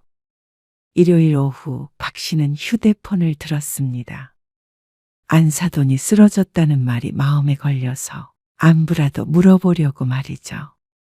아들에게 전화를 하니 받질 않았습니다. 그래서 며느리에게 전화를 했죠. 네, 어머님. 은정아, 어머니 쓰러지셨다면서? 아, 네. 괜찮으시니? 네, 병원에 계신데 내일 퇴원하세요. 이제 괜찮으세요. 그냥 빈혈이래요. 아이고, 박 씨가 안도의 한숨을 쉬었습니다. 그럼 너희는 병원이야? 아, 병원이에요. 그래서 민성이가 전화를 안 받았구나. 정신 없겠네.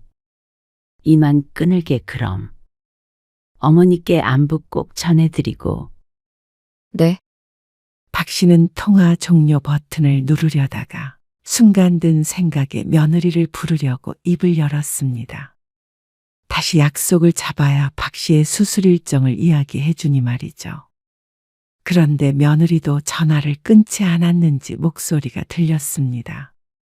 그런데 그게 박 씨를 향해 하는 말이 아니라 박 씨의 아들에게 건네는 말 같았습니다. 오빠 왜 어머님 전화 안 받아? 어머님이 나한테 전화하셨잖아. 갑자기 들리는 며느리의 신경질적인 목소리에 박 씨는 어리둥절한 표정이 되었습니다. 전화 온 줄 몰랐어. 뭘 하시는데? 병원이냐고. 혹시라도 나중에 어머님한테 전화 오면 병원이라고 해. 우리 엄마 내일 퇴원한다고 그러고. 알았어. 박 씨의 표정은 더 의문으로 가득 찼습니다. 둘이 나누는 대화가 한국말이었지만 이해가 되지 않았습니다. 하지만 목소리는 계속해서 이어졌습니다. 그러게 왜 거짓말을 시켜? 오빠도 가기 귀찮다면서. 병원에 입원하셨다고 말하는 건 좀 그런 것 같아서 그렇지. 혹시 우리 엄마가 장모님한테 전화해보는 건 아니겠지? 그럴 리가 있어? 오빠만 말 조심하면 돼. 어차피 아빠 생신도 있고 내년도 있는데 매번 이렇게 거짓말 할 거야? 다음부터는 오빠가 알아서 둘러대야지. 그걸 왜 나한테 물어봐? 어떻게 둘러대라는 거야? 그럼 내가 시부모님 생일까지 챙겨야 한다는 거야? 은정이 너한테 생일상 차리라고 한 것도 아니잖아. 이렇게 만나다 보면 결국 그런 것도 원하시게 되겠지. 더 나이 들면 나 진짜 질색이야. 그런 거 알지? 밥 한 끼 먹고 헤어지는 건데도 싫어? 그런 자리 진짜 싫다니까. 며느리 입장에서는 같이 밥 먹는 거 자체가 스트레스인 걸 왜 이해를 못 해줘? 앉아서 눈치 보고 말 조심하고. 지난번에는 명절만 참아달라고 그러더니 이번엔 생일이면 그 다음은? 어버이날도 가고 여름휴가에도 가고 그러게? 그리고 들리는 한숨 소리. 나 며느리라는 이유로 그런 것까지 할 생각 없어. 나는 딱 명절까지만이야. 알지? 알어. 그래도 그렇게 싫어할 거 있어? 우리 엄마 아빠가 너 괴롭힌 적도 없잖아. 그러니까 앞으로도 이렇게 평화롭게 거리두며 살아야 할 거 아니야. 그래도 결혼까지 한마당에 어떻게 그 정도로 거리를 둬? 장모님하고는 안 그러면서. 남자랑 여자랑 같아? 사위는 처가에서 대접받고 살잖아. 나는 오빠하고 결혼한 거지. 어머님, 아버님하고 한 게 아니야. 오빠는 나야? 부모님이야? 뭐? 대답하라고. 아, 당연히 너지. 박 씨는 딱 거기까지 듣고 전화를 끊었습니다. 혹시라도 박 씨가 듣고 있다는 사실을 알기 전에 말이죠. 암에 걸렸다는 말을 들었을 때처럼 심장이 벌렁거렸습니다. 박 씨의 표정이 심상치 않자 다른 일을 하던 남편이 물었습니다. 사돈이 어디가 많이 안 좋으냐면서 말이죠. 그게 아니라 사돈이 입원한 게 아니래요. 그리고 아들이 바빴던 것도 아니고 그냥 내 생일에 우리랑 밥 먹는 게 싫어서 거짓말 한 거래요. 박 씨의 말에 남편이 눈을 크게 뜨고 아무 말도 하지 못했습니다. 전화 끊어진 줄 알고 자기들끼리 얘기하는 것 같은데 너무 싫대요. 같이 밥 한 끼 먹는 것도. 그러고는 침묵이 흘렀습니다. 일단 일어나. 그래도 당신 생일인데 우리 둘이 나가서 맛있는 거 먹고 오면 되지. 입맛 없어요. 입맛 없을 이유가 뭐 있어? 우리가 언제 아들 며느리 보고 살았나? 어차피 우리 둘이 잘 살면 되는 거야. 하지만 남편의 말에도 크게 위로가 되지는 않았습니다.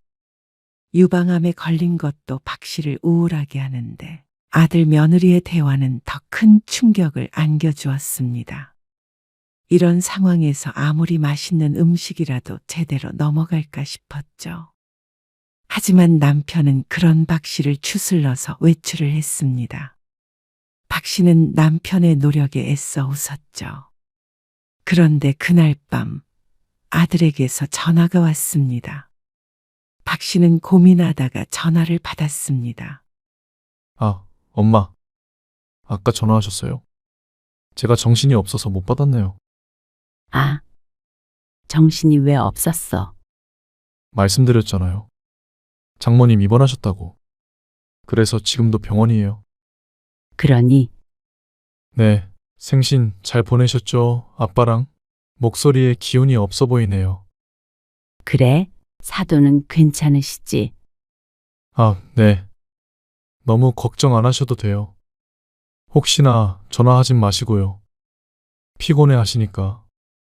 아들의 말에 박 씨는 웃음이 날 것 같았습니다.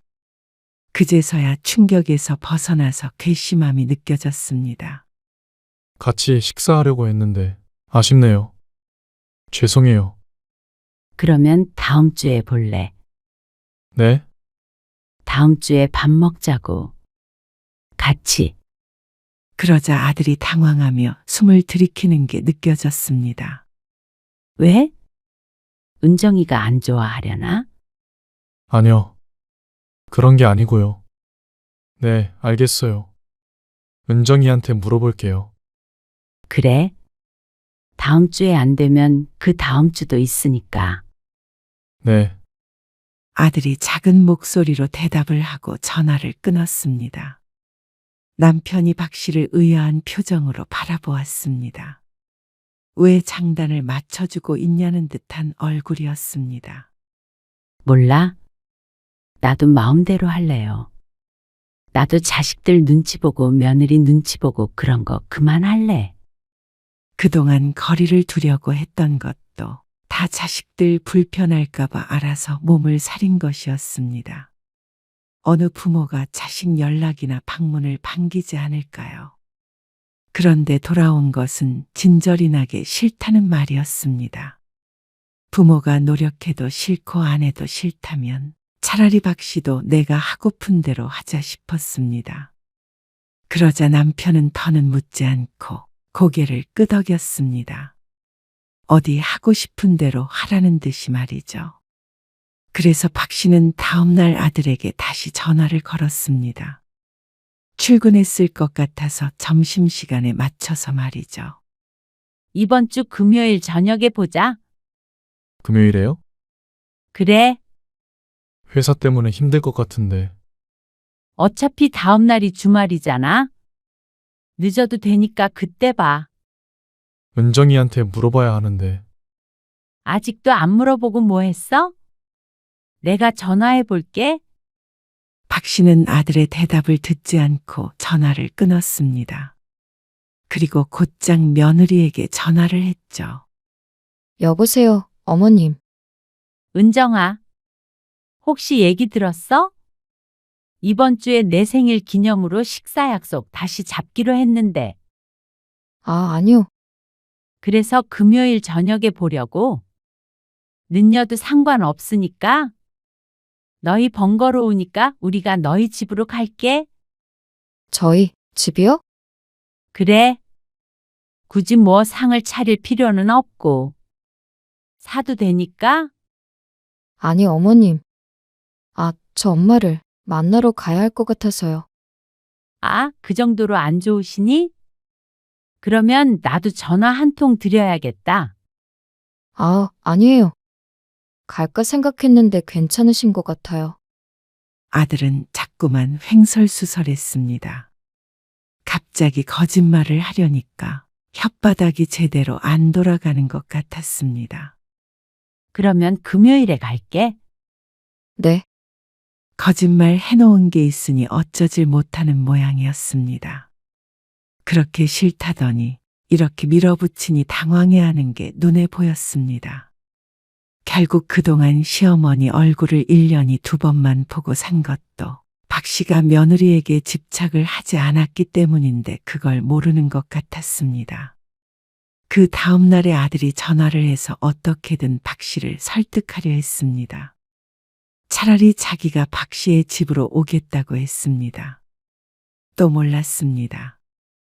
그러고선 당일에 취소하거나 며느리만 올지도요. 아니, 그럴 작정이 맞는 듯 했습니다. 박 씨는 그런 아들을 모른 채 했습니다. 무조건 금요일 날 가겠다고 하니 두 손 두 발 다 들었습니다. 그렇게 박 씨는 아들 집에서 늦은 생일 파티를 했습니다. 그래도 가니까 케이크도 있고 밥상도 차려져 있었습니다. 앞으로는 매년 이렇게 하려고. 은정이 네 생일에도 그렇고 아버지 생신에도 여기로 올게. 너희 집으로. 그러자 아들과 며느리 얼굴이 흑빛이 되었습니다. 그리고 내가 생각해 보니까 말이야. 앞으로는 여름 휴가도 우리끼리 다 같이 갔으면 해. 여름 휴가요? 그래. 얼마나 좋아? 나 아는 친구도 여름마다 다 같이 놀러 간대. 제주도도 가고 해외여행도 가면 좋겠다. 갑자기 왜? 그냥 그러고 싶어졌네. 당황스러워하는 아들 내외를 모르는 척 밥을 맛있게 먹었습니다.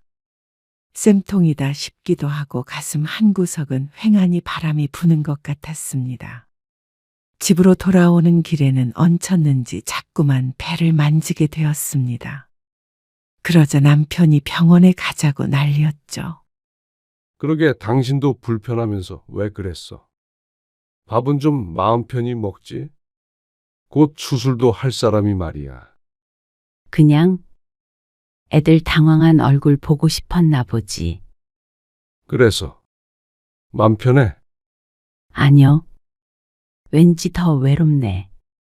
하지만 며칠 뒤에 박 씨는 한 번 더 아들에게 전화를 걸었습니다. 다음 달에 은정이 생일이잖아. 그때 차라리 같이 여행을 가는 게 어떨까 해서. 얼마 안 남았으니까 같이 계획 좀 짜보자. 엄마, 갑자기 여행을 어떻게 가요? 왜? 주말에 1박 2일로 가면 되지. 아니면 월요일에 회사 하루 쉬고 가면 2박 3일도 갈 수 있고. 그러자 아들이 한숨을 쉬었습니다. 저희 생일엔 저희끼리 보낼게요. 왜? 이번에 다 같이 만나니까 너무 좋더라. 엄마는 앞으로도 너희 자주 보면서 살고 싶어. 앞으로 얼마나 살지도 모르는 거잖아. 얼마나 살긴요. 오래오래 사시겠죠. 그렇지 않을 수도 있잖아. 그러니까 이번 주에 집으로 좀 와. 은정이도 같이. 박 씨는 막무가내였습니다. 그러자 또다시 아들은 한숨을 쉬었죠. 그리고 주말에 며느리는 도살장에 끌려 나오는 소처럼 아들과 함께 박 씨의 집에 왔습니다. 은정아. 들었지? 은정이 네 생일에 여행 가자. 아, 들었는데. 회사 때문에 부담스러워서. 그러면 그날은 같이 파티만 하고 여름 휴가 때 같이 가는 건 괜찮지? 그러자 며느리가 아들의 옆구리를 사정없이 찔러댔습니다. 아, 엄마. 너무 갑작스러워서요. 생일도 따로 보내겠다고 그러시더니 왜? 부모가 자식하고 여행 가고 싶고 밥 먹고 싶고 그렇다는데 별다른 이유가 있겠어? 그래도 자식 입장에서는 조금 부담스러워서. 왜? 그래봤자 특별한 날에만 몇 번 보는 거잖아. 한 달에 한 번도 안 되는데. 저희도 저희 삶이 있잖아요. 왜? 싫으니? 싫은 게 아니고요. 밥 한 끼 먹는 것도 진짜 싫잖아. 안 그래? 아니에요. 박 씨가 며느리를 보며 말하자 며느리가 순진해 보이는 얼굴로 대답했습니다. 며느리 입장에서는 같이 밥 먹는 것 자체가 스트레스 아니니? 그러자 며느리가 숨을 급하게 들이삼켰습니다. 그러니까 시부모 생일에 밥 한 끼 먹는 것도 진짜 질색이라고 한 거 아니었어? 엄마, 그걸 어떻게... 어떻게가 중요한 게 아니고 그래서 여행도 싫고 다 싫다는 거지? 박 씨의 말에 아들 내외는 말이 없었습니다. 그래서 나도 나 하고 싶은 대로 해보려고 부른 거야. 그러자 아들의 인상이 찌푸려졌습니다. 지금 일부러 이러고 계신 거라고요? 그래? 근데 이제 안 하려고. 나도 이제 너희 눈치 보고 거짓말 듣고 나야말로 지긋지긋하다. 이렇게라도 복수를 하고 싶었는데 박 씨는 아들의 이번 방문으로 모든 걸 그만두고 싶어졌습니다. 이제라도 눈치 보지 않고 하고 싶은 대로 하려고 했지만 이게 진짜 박 씨가 원하는 것인가 생각하자 고개가 가로저어졌습니다. 수술에 잘못되진 않겠지만 꼭 유방암이 아니라 어떤 병이든 걸릴 수 있고 내가 언제 죽을지는 알 수가 없는 일인데 자식들과 신경전하고 서운해하고 싸우고 이러면서 인생을 낭비하고 싶지 않았습니다. 살면서 자식 얼굴 100번 못 보면, 아니 50번, 30번도 못 보면 또 어떤가 싶었습니다. 부모를 애틋하게 생각하지도 않는 자식 한 번 더 보겠다고 이런 비참한 기분을 느낄 필요가 없다는 생각이 들었습니다. 나를 싫어하는 사람에게 나의 소중한 시간을 할애하고 싶지 않아졌습니다. 그건 며느리도 아들도 마찬가지였죠. 엄마, 유방암 걸렸다. 그리고 다음 달에 수술해. 그러자 아들 며느리는 찬물이라도 맞은 것 같은 표정을 했습니다. 그리고 아들에게서 격한 반응이 터져나왔습니다. 유방암이라니요. 아니, 왜 그건 이제야? 왜? 유방암이라고 말하면 밥 한 끼 먹어주는 적선이라도 해주려고 했니? 엄마, 촉이라서 잘못되는 일 거의 없을 거야. 그런데 암이라고 하니까 너랑 예지 얼굴이 제일 먼저 떠오르더라. 죽기 전에 내 자식들 얼굴 얼마나 보고 죽을 수 있을까? 그렇게 생각하니까 생일만이라도 특별한 날만이라도 밥 한 끼 함께 먹고 시간을 좀 더 보내고 싶었어. 그런데 그게 내 욕심이란 걸 알았다. 그러니까 더는 바라지 않을게. 이만 가서 너희는 너희끼리 잘 살아. 엄마, 어서 가래도? 안 가면 여기 있는 게 좋다고 생각하고 여행 계획 짜. 아들네를 쫓아내려고 한 말의 며느리가 엉덩이를 들썩거렸습니다. 그러자 아들이 그런 며느리를 돌아보며 화를 냈습니다. 너는 지금 이 상황에 집에 가려고 해. 화살이 자기를 향해 쏟아지자 며느리도 화가 났는지 아들을 향해 언성을 높였습니다. 내가 뭘? 전부 내 탓인 것처럼 말하지 마. 그러는 오빠가 효자는 아니잖아. 뭐? 그만해라. 두 사람이 말다툼을 시작하려 하자 남편이 말렸습니다. 둘 다 똑같아. 똑같으니까 만나서 잘 살고 있겠지. 엄마 수술은 너희가 신경 쓸 거 없고 앞으로 찾아오지나 말아라. 어떻게 안 찾아와요? 다른 것도 아니고 암인데요? 큰 병 걸렸다고 그러니까 이제서 걱정은 되니? 당연하죠. 그러면 이제 생일마다 밥 같이 먹을래? 여행도 가고? 그러자 아들이 잠시 생각하더니 고개를 끄덕였습니다. 유방암 정도는 걸려야 자식이랑 밥도 먹고 여행도 갈 수 있구나. 그게 아니라 그런 뜻이 아니에요. 너희 생일 때 이 30만 원씩 보내줬던 거? 앞으로 너희 줄 돈으로 이제 내 생일마다 나 스스로한테 선물 하나씩 하려고. 박 씨는 더는 돌려받지 못하는 사랑을 하지 않겠다고 결심했습니다. 저희가 잘못했어요. 죄송해요. 엄마 안 죽어. 그런데 앞으로는 너희도 안 만나. 엄마, 뭘 그렇게 슬퍼해? 전처럼 사는 것뿐인데. 그러자 남편이 아들 며느리를 집에서 쫓아내버렸습니다. 자식은 딸만 있다고 여길 생각이었습니다. 하지만 그런다고 전에 생각했던 것처럼 딸을 더 자주 만나거나 그런 건 하지 않기로 다짐했습니다. 남편과 둘이서가 가장 행복했던 것 같았습니다. 그렇다면 남은 인생을 어떻게 살아가야 할지 결정해야 한다면 내가 가장 행복한 일을 하자 싶었죠. 박 씨는 수술 일정을 아들에게는 알리지 않았습니다. 딸은 수술할 때 사위와 함께 왔습니다. 다행히 수술은 잘 끝났고 그리고 항암은 하지 않았습니다. 걱정하던 일은 벌어지지 않았고 박 씨의 마음은 평화로웠습니다. 이번 계기로 무엇을 소중하게 여겨야 하는지, 자신이 행복해지는 길이 뭔지 생각해 보게 되었습니다. 그 안에 이제는 아들 부부는 들어있지 않겠지만 그 일로 섣끓이지 않기로 했습니다. 좋은 것만 듣고 하고 싶은 것만 하고 살아가도 짧은 인생이었으니 말이죠. 그래도 언제나 내 편인 남편이 있어서 다행이었습니다. 박 씨는 몸이 어느 정도 회복된 후에 남편과 함께 가벼운 조깅을 시작했습니다. 오래오래 서로의 곁을 지키려면 건강해야 한다며 남편이 더 적극적이었죠. 그래서 박 씨는 허전함을 느끼지 못했습니다. 오히려 마음을 비우니 전보다 행복했습니다.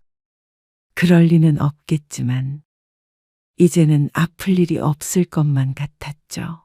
그 정도로 박 씨의 마음은 평온했습니다.